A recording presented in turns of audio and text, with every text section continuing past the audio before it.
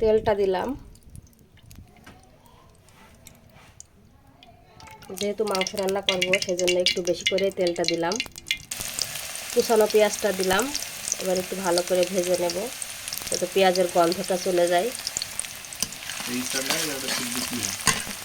পেঁয়াজটা হয়ে গেছে, আমি এবার বাটা মশলাটা দিয়ে দেব। রসুন পেঁয়াজ বাটা দিয়ে দিচ্ছি, সাথে এলাচ, দারচিনি, লবঙ্গ,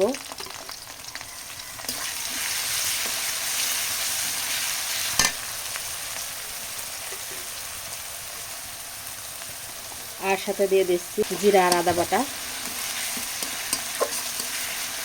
এটা কিন্তু লবণ না দিয়েই ভালো করে কষাতে হবে, তাহলে কিন্তু খুবই একটা ভালো দারুণ একটা স্মেল আসে। আমি এখানে কিন্তু লবণটা দেয়নি। দেব লবণ,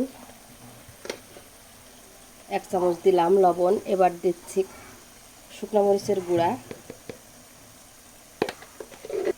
আর দেব হলুদ। আমি হলুদটা একটু কম দেব, তাহলে মাংসটা খেতে খুবই টেস্টি হবে। এখন মশলাগুলো খুব ভালোভাবে কষাই নেব এগুলা দিয়ে। চুলার আঁচটা একটু মিডিয়াম থাকবে, বেশি জোরে দেওয়া যাবে না।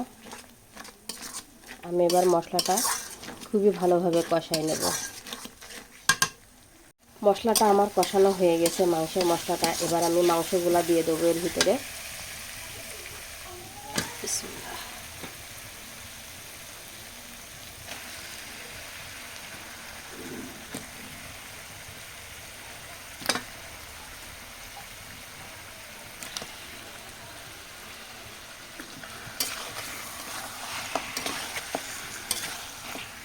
ভালো করে নেড়ে দিতে হবে, ভালোভাবে নাড়তে হবে যাতে মশলা সবটার ভিতরে যায় সেইভাবে।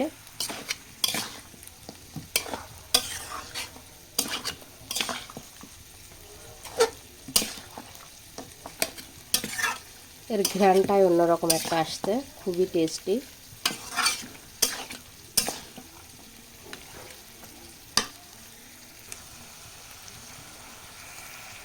মাংসের যে পানি বের হবে সেই পানি থেকেই কিন্তু আমার অর্ধেক রান্না হয়ে যাবে। তা আমি বেশি এখানে পানি ইউজ করব না। আমার সিদ্ধটা কিন্তু এই পানি থেকেই হয়ে যাবে। এইভাবে রান্না করলে কিন্তু খুবই দারুণ হয়। যারা ঝোল পছন্দ করেন খেতে, তারা তো এইভাবে হালকা একটু করে দমে রেখে দিলেই কিন্তু এই মাংসটাও সিদ্ধ হবে, খেতেও অনেক দারুণ লাগবে। তা আমি আজকে বেশি পানি ইউজ করব না, অল্প একটু পানি দিব যাতে হালকা হালকা ঝোল থাকে সেরকম। তো মাংসটা আমি খুবই ভালোভাবে কষাবো এখন। মানে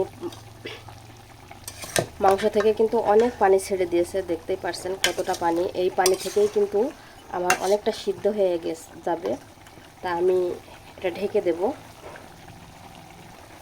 তো আমার একটা মশলা দিতে ভুল হয়ে গেছে, সেটা আমি এখন দেব।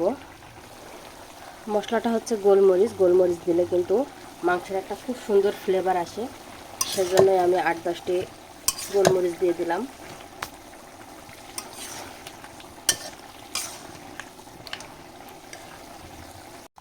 মাংস কিন্তু যত ভালো কষানো হয় ততই টেস্টি হয়। তাই কষানোর ভিতরে মাংসর টেস্টটা আসে, সেজন্য সবসময় চেষ্টা করি আমি যে মাংসটা ভালোভাবে কষাতে, আর যেন পুড়ে না যায়। পুড়ে গেলে কিন্তু মাংসর টেস্টটাই নষ্ট হয়ে যায়। মাংসটা আমি ঢেকে দেব, ঢেকে আস্তে আস্তে সিদ্ধ হতে থাক। তো দেখি কি অবস্থা মাংসের।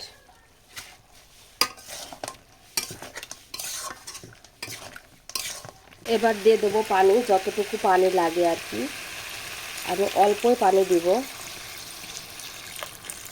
সিদ্ধ হওয়ার জন্য, যতটুকু লাগে।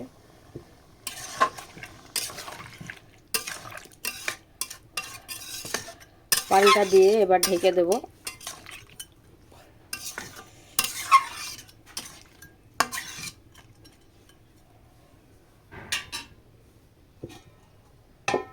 এবার আস্তে আস্তে মাংসটা হতে থাক।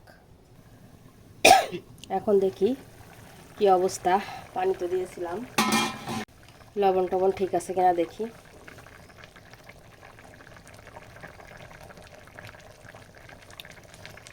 লবণ অনেকটাই কম আছে।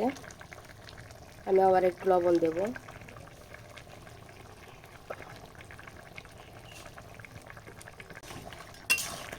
আমি আবারও একটু ঢেকে দেব সিদ্ধ হওয়ার জন্য। তো মাংসটার এই পর্যায়ে দিয়ে দেবো এই যে ভাজা গরম মশলা। গরম মশলাটা এবার আমি দিয়ে দিচ্ছি, তাহলে মাংসের টেস্টটা দ্বিগুণ বেড়ে যাবে। এটা দেওয়া হয়ে গেলে আমি আবারও একটু ঢেকে দেব, যাতে এর যে একটা স্মেল আসে সেই স্মেলটা যেন ভালোভাবে এর ভিতরে ঢুকে যায়। সেই জন্য মাটির চুলায় রান্না, তারপরে আবার দেশি মুরগি। তো রান্নাটা আমার কমপ্লিট হয়ে গেছে। দেখতে আপনাদের কাছে কেমন লাগছে জানি না, কিন্তু খেতে অসাধারণ।